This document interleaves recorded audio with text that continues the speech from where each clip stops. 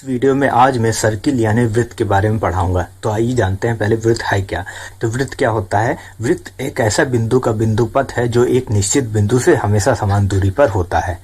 मतलब जैसे एक ये निश्चित बिंदु है, ठीक है, तो एक इसकी परिधि पर इसके चारों तरफ एक ऐसा बिंदु रोटेट करेगा जो इस बिंदु से हमेशा समान दूरी पर होगा। तो मान लीजिए कोई बिंदु यहाँ से चलना स्टार्ट करता है, तो इससे अगर दूरी कितनी दिख रही है आपको, यहाँ से यहाँ तक की दूरी दिख रही है, अगर ये चलना स्टार्ट करता है, इस तरफ बढ़ता है, तो जहाँ पर भी पहुंचेगा, जैसे यहाँ पहुंचा तो यहाँ से भी ये दूरी बराबर हो, फिर आगे बढ़ के यहाँ पहुंचा तो यहाँ से भी ये दूरी बराबर, ये सारी दूरियां बराबर हो, फिर यहाँ पहुंचा, फिर यहाँ पहुंचा, फिर यहाँ पहुंचा, फिर यहाँ पहुंचा, फिर यहाँ पहुंचा, फिर यहाँ पहुंचा, तो ये सारी दूरियां जो हैं आपस में सारी बराबर हो, क्योंकि एक निश्चित बिंदु से हमेशा बराबर दूरी पर है। तो ये आकृति अगर ये सबको मिला दिया जाए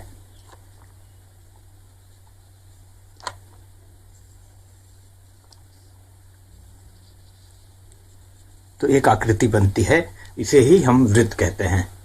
मैं इसे फ्री हैंड से बनाया हूं, तो ये अभी एकदम गोला बनी नहीं है। आप गोला प्रकार से बनाएंगे तो गोल बनेगी। तो आइए सर्कल के इंपॉर्टेंट पॉइंट के बारे में पढ़ते हैं, ठीक है। तो ये जो हमारा वो सेंटर पॉइंट है जिसके चारों ओर बिंदु चक्कर लगाया है, ठीक है, इस बिंदु को हम कहते हैं सेंटर या केंद्र बिंदु, या शॉर्ट में से केंद्र कहा जाता है। और ये जो आपको लाइनें दिख रही हैं पूरी गोल बना हुआ है, इसको हम सरकमफ्रेंस या परिधि कहते हैं। तो केंद्र को हम ओ से डिनोट कर देते हैं, तो केंद्र बिंदु हमारा ओ है। अब अगला फैक्ट होता है कि हम केंद्र को और परिधि को मिला दें, कहीं पर भी मिलाएं, इस तरीके से मिला दें। तो ये जो लाइन आपको नजर आ रही है इसको त्रिज्या कहते हैं या रेडियस कहते हैं। इसको स्मॉल आर से प्रदर्शित करते हैं। अब अगले फैक्ट के बारे में पढ़ते हैं। अगर परिधि पर स्थित किसी दो बिंदुओं को मिला दिया जाए, जैसे परिधि पर एक बिंदु ये स्थित है और एक बिंदु ये स्थित है, अगर इन दोनों को मिला दिया जाए तो एक रेखा बन जाती है, ठीक है। इस बिंदु को जीवा कहते हैं, कॉर्ड, जिसको कॉर्ड कहते हैं, ठीक है, वही है, इसको जीवा कहते हैं। और अगर एक ऐसी जीवा मिलाई जाए, यानी कोई दो ऐसे बिंदु परिधि में मिलाए जाए, जैसे मैं एक बिंदु लेता हूँ यहाँ पर और एक बिंदु यहाँ पर लेता हूँ, और उसको मिलाने पर वह बिंदु जो है वो केंद्र से होकर गुजरता है, ठीक है, ये केंद्र से होके गुजर रहा है। अगर ऐसा हो रहा है तो यह जो जीवा है ये सबसे बड़ी जीवा है। आप देख लीजिए, इसकी साइज छोटी है, और यहाँ खींचूंगा तो उससे बड़ी होगी, यहाँ खींचूंगा तो उससे बड़ी होगी, यहाँ खींचूंगा तो उससे बड़ी होगी। ये सबसे बड़ी जीवा है, इसको व्यास कहते हैं। ऐसी जीवा जो केंद्र से होकर गुजरेगी और यहाँ सबसे बड़ी जीवा होगी, इसको हम व्यास कहते हैं, इंग्लिश में डायमीटर, और इसे स्मॉल डी से प्रदर्शित करते हैं। तो हम जानते हैं कि केंद्र और परिधि के बीच की दूरी को रेडियस कहते हैं, आर कहते हैं। तो आप देख रहे हैं कि ये केंद्र बिंदु है, यहाँ से ये परिधि की दूरी ये रेडियस होगी, यहाँ से आर है, और यहाँ से यहाँ तक भी आर होगा, क्योंकि ये भी केंद्र और परिधि के बीच की दूरी है, दो आर है, तो दोनों आर को जोड़ दिया जाएगा तो डायमीटर बन जा रहा है। तो इस प्रकार से हमें क्लियर है कि डायमीटर डी बराबर होगा वो R plus R equal to 2r। तो डी बराबर 2r के बराबर होगा, यानी व्यास जो होगा त्रिज्या का 2 गुना होगा। अब आइए वृत्त का पेरीमीटर के बारे में पढ़ते हैं। तो वृत्त की परिधि और उसके व्यास में एक संबंध होता है। वो क्या होता है कि वृत्त की परिधि और व्यास का जो अनुपात होता है वो बराबर होता है 22/7 के, और ये कांस्टेंट होता है, हमेशा 22/7 ही रहेगा।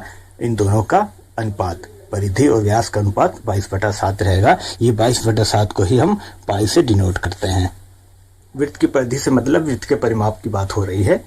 तो वृत्त का परिमाप अगर p हो तो p रख देते हैं, परिधि की जगह p, और वृत्त का व्यास जो है हम d मानते हैं तो d रख देते हैं। तो ये बराबर होगा पाई के। तो यहाँ से हम परिधि का मान निकालें तो परिधि बराबर होगा पाई d, मतलब परिधि बराबर पाई गुणे व्यास। और हमें पता है कि d का मान क्या होता है, वो r का 2 गुना होता है, ये हमें पता है। तो अगर हम d बराबर 2r ले आके रखें तो p बराबर हो जाएगा पाई इंटू 2r, ठीक है। और इसको सॉल्व कर लेंगे तो p बराबर 2πr। तो परिधि के हमारे पास दो फार्मूले आए, वो क्या आया कि परिधि बराबर पाई इंटू व्यास, ठीक है, और परिधि बराबर 2 इंटू पाई इंटू r। अब आइए वृत्त के क्षेत्रफल के बारे में पढ़ते हैं। तो वृत्त का क्षेत्रफल अगर निकाला जाए तो क्षेत्रफल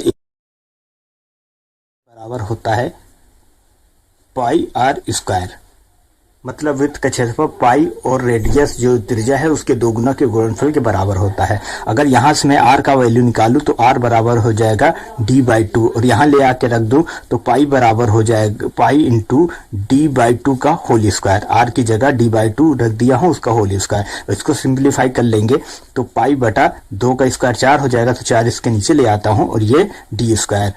तो वृत्त का क्षेत्रफल आ जाएगा पाई/4 इंटू d²। ये फार्मूला तब है जब हमें त्रिज्या का मान पता है, ये फार्मूला तब है जब हमें व्यास का मान पता है।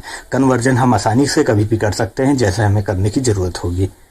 अब आइए वृत्त की परिधि और क्षेत्रफल में संबंध निकालते हैं कि दोनों में आपस में क्या संबंध है। तो अभी हम देख रहे हैं कि त्रिभुज का जो क्षेत्रफल है वो a बराबर पाई/4 d²। अभी हमने निकाला है, इसको हम रख लेते हैं और हमारा परिधि p बराबर होता है पाई d।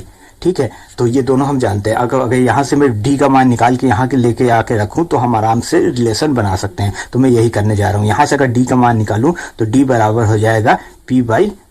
तो यहाँ से हमें ये फार्मूला आसानी से मिल रहा है कि अगर हमें परिधि दी हो यानी परिमाप दिया हो वृत्त का, तो अगर पाई से हम डिवाइड कर देंगे तो हमें व्यास आ जाएगा। यही मान ले आके मैं यहाँ रखूंगा तो a बराबर हो जाएगा पाई/4 इंटू p/पाई का स्क्वायर। इसको थोड़ा सिंप्लीफाई कर लीजिए तो a बराबर पाई/4 इंटू p²/पाई²। तो पाई से इसका स्क्वायर कट जाएगा तो पाई आएगा और ये 4 पाई को इस तरफ पक्षांतर कर लेंगे तो आ जाएगा p² बराबर 4 पाई इंटू a।